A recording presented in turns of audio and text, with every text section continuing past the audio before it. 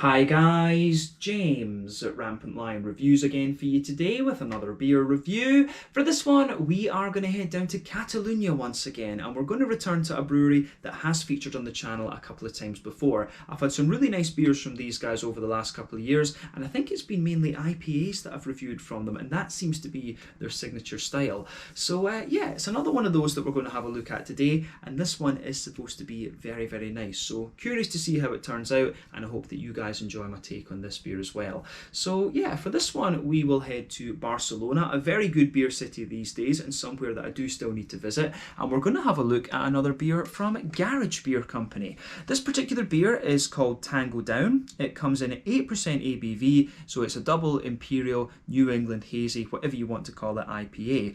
But yeah, we got this beer here in Sweden as part of the temporary assortment on the 23rd of March 2021, and I think this is like my fifth or sixth beer that I've had from Garage Beer Company here on the channel. The last beer that I reviewed from these guys was called Now in Yellow. I think that was back in January, and that one was a West Coast IPA. But yeah, I think for my next review I need to try something from the darker end of the spectrum, or a lager or something like this, because as I say, I think it's been only IPAs that I've reviewed from this brewery so far.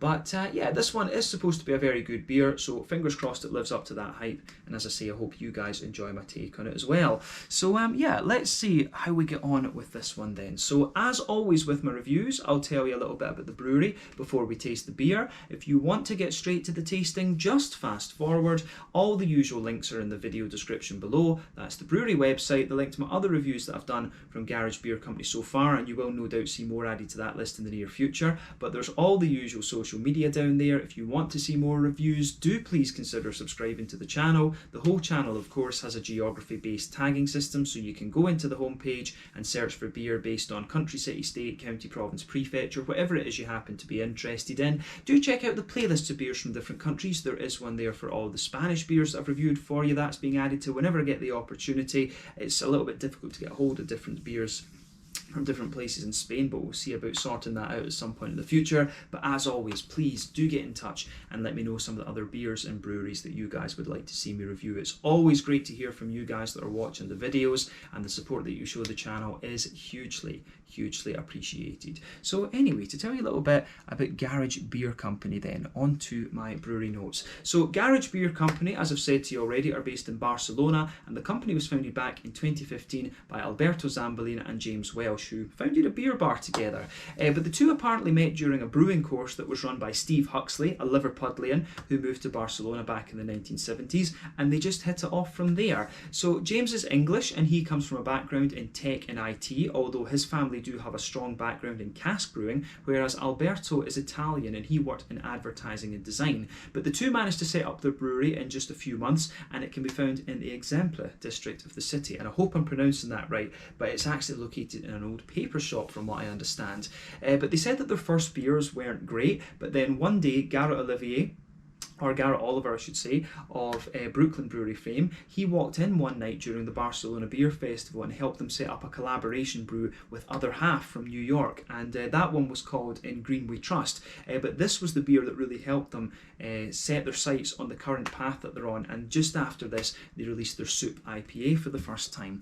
But in this little factory that they have, they've got a Bulgarian brew kit which can produce 1,200 litres of beer at a time, and they're also very interested in art, and so the brewery and bar are always hosting different events and displaying bits of artwork from local artists. In 2016 they also did a round of crowdfunding, which has allowed them to open up a new and larger production facility, and this brewery opened the following year, and from there they've been able to start exporting their beers across Europe and also over to the US as well. But they began brewing some sour beers in the original brewery, so that original brewery is now solely focused on sours and kind of barrel aging and stuff like that, from what I understand. So I will need to keep an eye out and see if we can get some of the sour beers from Garage Beer Project. But yeah, that's about it, I think, for the brewery history. As of March 2021, when I'm reviewing this beer for you, these guys have produced around 275 different kinds of beer, and the artwork on the can is designed by James's wife Sevkin. So yeah, that's it. That's all I can tell you about Garage Beer Company. If you want to learn more about these guys, you can check out the brewery website, you can follow them on Facebook and Instagram to keep up to date with all the latest goings on, and you can of course check out the Rate Beer, Untappd and Beer Advocate pages to learn more about all the different beers that these guys have done. So yeah, let's get on to the beer itself then and see how it goes. So yeah, I'll just let you have a little look at the artwork on this one before we open it up. As you can see, it's quite similar to what we had with the Now in Yellow a couple of months back, the West Coast IPA. So yeah, they seem to like these kind of how do you say, kind of, I don't know if it's not right to say a kind of pattern image, but they like these sort of it's very simple, but I think it's just quite effective actually. But yeah, I wonder what the key has to do with Tango Down actually. I'm not sure about that. But yeah, this one, it's, as I said earlier, it's an 8% New England hazy, whatever you want to call it, double IPA. And it's hopped with Falconer's Flight, Citra and Centennial. So for those of you that don't know, Falconer's Flight is actually a blend. It contains Cascade, Centennial, Chinook, Citra, Cluster, Columbus and Crystal. I have had that quite recently actually in a Brazilian IPA that I had, Cervejaria Mundri, and I think it was called Green Light, if I remember rightly, and that was a really interesting beer. So Falconer's Flight is quite an interesting blend, but Citra and Centennial, of course, we know quite well. Citra, 14% alpha acid, American hop, mangoes, a little bit of a citrusy character. Centennial, I think, is about 12% alpha acid, if I'm remembering rightly, and that tends to give you a nice kind of lemony, citrusy quality. But yeah, this one is a 440ml can. I think I paid about 60 Swedish kroners for this. So yeah, normally for a double IPA here in Sweden, for a Swedish brewed one, you would pay about 50 kroners. So like I always say, you pay an extra 10 kroners for the import fee. For this with Systembolaget, because of course the importer into Sweden has to get a little bit of a cut. But I think, you know, that works out as €6. Yeah, so €6, about $7 American, maybe about £5, just a little bit over £5, £5.25 or something like that sterling, just to give you guys an idea of the price. But yeah, 440ml can, this one, plain top on it. Let's get it out and into the glass and see how we get on. Oh, a little bit of splash coming out of it there, and a wee bubble. So yeah, let's get it out and into the glass and see how we go. So yeah, I've had some really nice beers from Garage Beer Company before. Something tells me, I think I might have told you a lie earlier when I said I'd only reviewed IPAs. There's something that's come into my head that I remember having a beer from these guys that they called a Barcelona Weisse, and that was, I remember that being this really big smooth thing, and that was really interesting. So I think that might have come from Garage Beer Company, although that could have been from one of the other Barcelona breweries actually, come to think of it. So I'll need to check that one out. But yeah, it has been mainly IPAs that I've reviewed from this brewery. But yeah, there you go. My OCD is happy now. The can is facing the camera properly.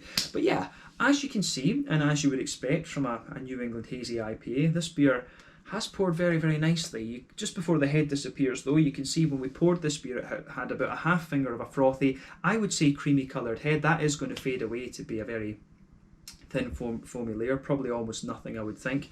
But yeah, it certainly looks very, very nice. So if we shine the light through this one, I would say it has a really good level of haze to it, but in terms of colour, I would say that this one comes in along the lines of a mixed tropical fruit juice. I always like comparing these New England IPAs to different fruit juices because that's really just what they remind me of. But yeah, this one comes across like a sort of peach juicy colour, or just like a kind of general mixed fruit tropical juice basically. But yeah, one or two big bubbles sticking towards the side of the glass, a few little ones going up towards the bottom of that head there, and overall it looks it does look pretty nice. But remember, when it comes to the colour of these beers, it depends, one, on the type of malts that you use, and then two, the length of your wort boil. A New England IPA like this is going to undergo a boil of maybe between 70 and 90 minutes. But yeah, the longer you boil the wort, the more the sugars caramelise, thus you get a darker colour out of the beer, but it depends in the first instance on exactly what type of malts it is that you're using.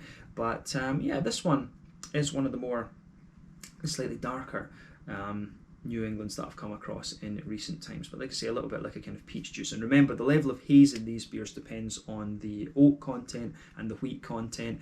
Theoretically speaking, as you go up the alcohol scale, it should get hazier and hazier, but it's not quite, that's not always the case. It varies from brewery to brewery because they alter their oat and wheat ratios in the beer. But yeah, as I say, in terms of appearance, nothing overly surprising about this particular beer. But yeah, let's have a closer look at the aroma of it then and see how we get on. I'm excited for this one. That does smell really nice actually. So straight away with this one, it comes across as being very sort of oaty leaning, but it does have a wee bit of wheaty bite in the background. And remember, as I've said to you in other New England reviews, you can take a New England IPA in quite a few different directions. They can be more yeasty and farmhousey, they can be sort of rye orientated and kind of grainy, wheaty and bitey, oaty and creamy, sort of barley malt leaning and more bready, and sometimes they can be a little bit more kind of brown sugary as well, but quite often you'll see multiple characteristics displayed in any given beer. But yeah, this one strikes me as being kind of oaty. I get a lot of oaty smoothness out of this one when I smell it at first, and just there's a bit of wheaty character in the background there, so it's got a really interesting vibe to it, this one. So yeah, the more that I smell of it as well, it does get a little touch more kind of bready and barley malt leaning. So yeah, the way everything goes together in that beer is actually quite nice. So yeah, I think it works. I think it works quite nicely. So yeah, let's try and just break down the aroma of this beer a little bit then before we taste it. So as I said, in the malt base of this one, you can smell a bit of that soft white bready character just forming the backbone of the beer. There is a good little bit of an oaty smoothness to it as well. Absolutely, I think the oats are potentially the most prominent part of the aroma, but yeah, you've got a really nice little bit of sweetness in there as well. You definitely pick up a little bit of this kind of Werther's Original butter candy type thing, so I do like that about this beer, absolutely. So yeah, a little bit of a kind of brown sugary sweetness, definitely, but not too prominent. That will be the alcohol notes coming out of it, and at 8%, you know, you are going to get quite a little bit of that. But yeah, as I say, in behind this one, you can get a little bit of a kind of bread crusty quality. There's also a good little touch of wheaty bitiness in there too. But I think that covers the malt base, you know, as much as we need to say. There's a little bit of a kind of, there is a little bit of a sort of Jacob's cream cracker sort of thing to it. So yeah, I can really appreciate how that goes together in this beer. The malty side of it is quite interesting, and I'm curious to see whether that actually translates over into the flavour. So yeah, let's focus on the hoppy side of the beer then. So for me, on the hoppy side of things, we'll look at the green component first. There is a wee touch of earthiness to this one, but the green component for me is mainly all about those big floral aromatic notes. I don't find this beer to be overly spicy. I think it's just a nice bright floral aromatic note that we're getting out of this one. There is a good little bit of a grassy sort of zesty quality in there as well. Yeah, there is a good little bit of grassy zesty kind of thing, and I think that'll be the Centennial that's giving you that. But Citra, of course, is going to give you a wee bit of zest as well, and the blend, you know, the Falconer's Flight blend has got a whole host of different things in it. So yeah, there's a lot of crazy stuff going on in this beer actually from that side of things, but the green component for me is quite deep and quite floral. There's a nice little bit of a grassy element to it as well, and there's a good little bit of a zesty element there too. So yeah, I like how this one goes together from the green side of things. It's got a bit of wheaty bite, and it's also got a nice big sort of grassy floral component to it. But yeah, I think it goes together. It works. It does work. It gives the beer just a little bit of bite and a little bit of zip, which I like. Let's focus on the fruity side of things then before we taste the beer. So yeah, for me, it's interesting because it's actually a little bit like a fruit salad. I think because you've got like 6 or 7 different hops in this Falconer's Flight blend, it really just, it's got a whole mix of everything. I do get a wee bit of passion fruit, you know, I get a bit of a mango, a little bit of an almost peachy character out of it. So that's really interesting. It's got like this, the tropical fruit notes for me are almost quite candied in a sense. They come across like frutella, or I don't know what I could compare it to that the Spanish and Catalan viewers would relate to, but to me it comes across like these, you know, fruity, chewy sweets that you get, like Chewits, frutella, these kind of things. It's really like those. So yeah, it really is just a kind of mix of tropical notes. There's a bit of mango, as I say, a little bit of a peachy note, possibly a bit of apricot as well if you take the aroma in a bit more deeply. So yeah, soft apricot, bit of a peachy kind of thing, as I say, mangoes, and a wee bit of a stronger passion fruity note too.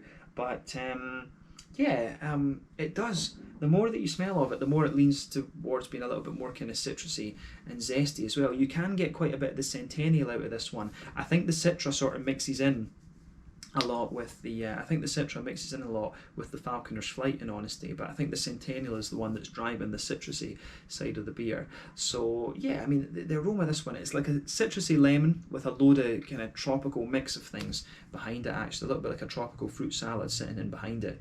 So yeah, I think that kind of describes the fruity side of the beer as much as we can, to be honest with you. The beer that I had before with Falconer's Flight, the Cervejaria Mundri one, that was that only had Falconer's Flight in it, actually, so it was a bit easier to kind of ascertain what was going on with it. But I think maybe Falconer's Flight, if you use it in conjunction with other hops, I think it just smells like a kind of tropical mix of things, actually.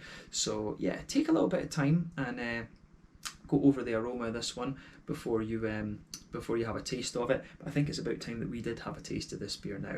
So yeah, this one is Tango Down, an 8% Imperial Double New England Hazy, whatever you want to call it, IPA from Garage Beer Company in Barcelona. Let's get stuck in. Slàinte, skål, salut. Cheers.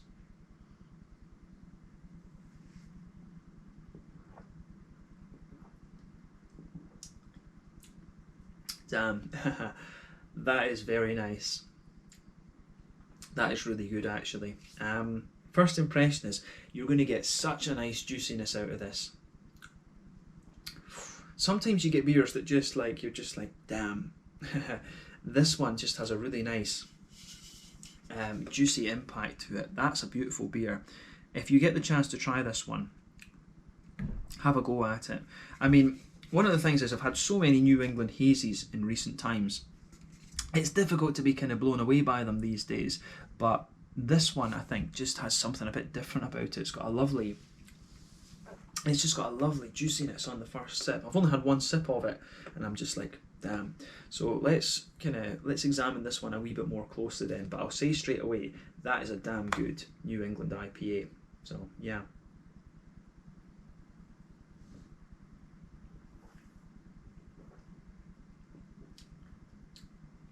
Yeah, it's just the mouthfeel. The mouthfeel of this one is really nice. It's stupidly drinkable for an 8%er, so beware of that. This beer is just stupidly drinkable, but it's very nicely executed. Absolutely. It does contain a bit of lactose. I just noticed that on the back of the can there. So this one has barley, wheat, oats and lactose in it. So that's probably the reason why it feels so smooth. But the lactose in this one strikes me as being quite subtle. It's used very well, come to think of it. So yeah, where do we start with this beer and describing it then?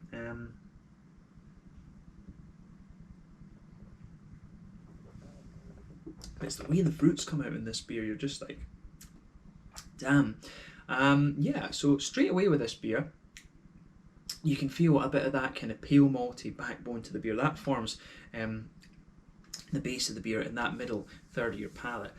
On top of that, you can feel the oaty kind of smoothness in there. You can feel that nice smoothness from the oats, a little bit of that kind of powdery thing going on. And so I really like how that side of the beer goes together. So yeah, fruity side of this one I think is really nice.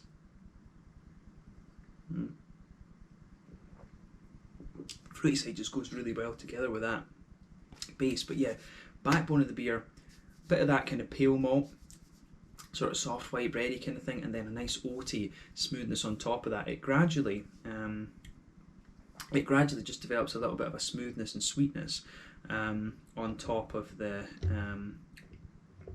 it gradually just develops a little bit of a smoothness and sweetness on top of that. You get more of the oaty kind of character pushing its way out of the beer the further you go on, but you can feel a nice lactosey smoothness just sitting on top of that as well. So again, I can really appreciate how that goes together. It's quite a straight shooting malt base in a lot of ways. There's not anything like too crazy about how it about the components of it, but it just works really nicely. And you know, as they say, sometimes simplicity is key. So yeah, pale malt, oaty kind of smoothness, bit of lactose on top of that, and then in the very centre of your palate, you will get a little bit of that kind of Werther's Original sort of butter candy type sweetness in there. You get that right in the very kind of centre of your tongue.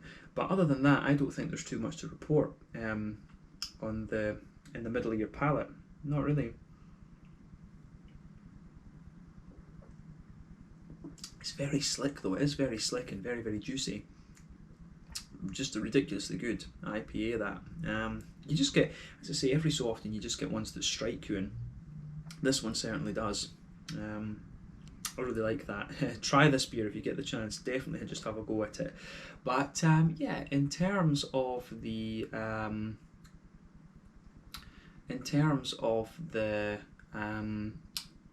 back third of your palate, then, as I always say, on that border region between middle third and back third of your palate, you can feel there is a bit of a slightly more doughy, bready kind of thing builds up on that. You get a good little bit of a kind of bread crusty element to it. Then on the back third of your tongue, you've got a nice,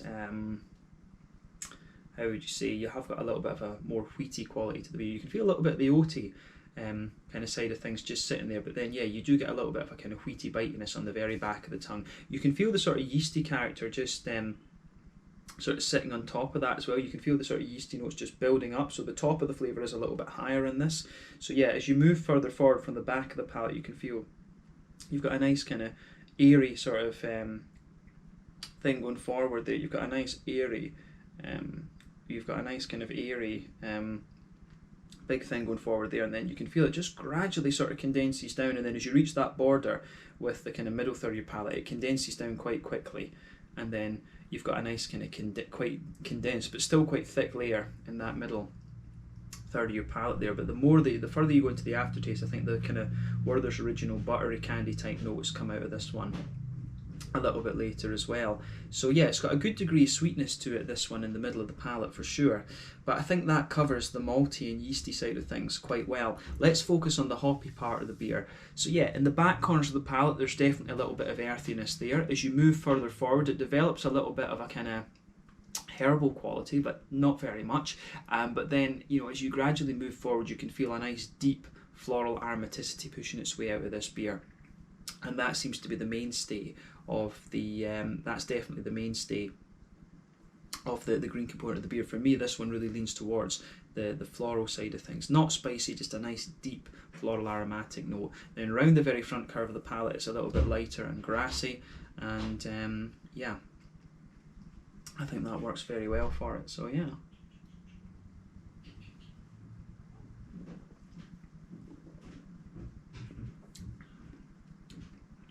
But yeah, the grassiness has a wee bit of zest to it, but it's not quite as much as I might have thought from the aroma there. But yeah, the green component, I think, just it matches up well with the wheat and gives the beer a little bit of zip to go along with the big smoothness that it has in the centre of the palate. But as I say, the highlight of this beer for me is the fruity side of things. So let's focus on that to round off the tasting section. So yeah, on that borderline between the front third and middle third of your palate, it's got a little bit of a kind of, yeah, you do get a little bit of a kind of doughy yeasty thing in there as well. There's a little bit of a bread crusty quality, and then on the underneath that, you've got a little bit of oaty kind of smoothness again in there, which I can appreciate. So the oats, I think, the sort of oaty side of this beer is forming the base of the front third of your palate. But if you go towards the back of that front third of your palate, as I always say though, you get that oily bubble where those juicy fruity esters roll their way out of the beer, where you get those things extracted from the hops. If you go to the back of that front third of your palate, it's got a nice kind of passion fruity note to it. As you move further forward from that, I think it develops a little bit of a kind of peachy flavour, and then you get a big mango, but the mango has a wee bit of pungency to it, and it just, again, the back half of that front third of your tongue really feels a little bit more, you know, it feels a little bit more sort of, it feels a little bit more kind of just like fruit salady, like a tropical fruit salad, and that's probably because the Falconer's Flight's a blend of like 6 hops or so. So yeah, it's going to feel a little bit kind of just big and fruity in that sense. So yeah, it makes the different things that you get out of this beer really make sense in a way. I think that's definitely fair to say.